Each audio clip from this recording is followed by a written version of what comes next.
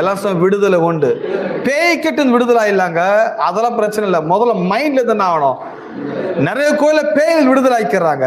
அதுக்கப்புறம் மைண்ட்ல ஒரு பெரிய ஸ்ட்ரெஸ்ஸை கொடுத்துறாங்க, மைண்ட்ல ஒரு பெரிய குழப்பத்தை கொடுத்துறாங்க, மைண்ட்ல ஒரு பிரஷரை கொடுத்துறாங்க. மனதளவில் அவங்க என்ன பண்றாங்க? கட்டப்பட்டு விடுகிறார்கள். நான் சொல்லுகிறேன், ஒரிஜினல் விடுதலை என்ன?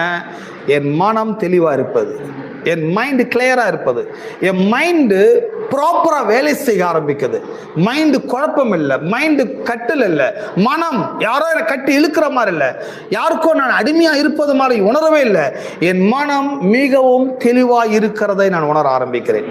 மனம் தெளிவா இருந்தாலே வாழ்க்கையில வெற்றியை நோக்கி போவதற்கான பாதைகளை என் மனம் எனக்கு வழிகாட்ட ஆரம்பிக்கப்படுகிறது. ஆமென். ஆவியானவர் எங்கேயோ அங்க என்ன உண்டு? எல்லாம் விடுதலை உண்டு. சோ விடுதலை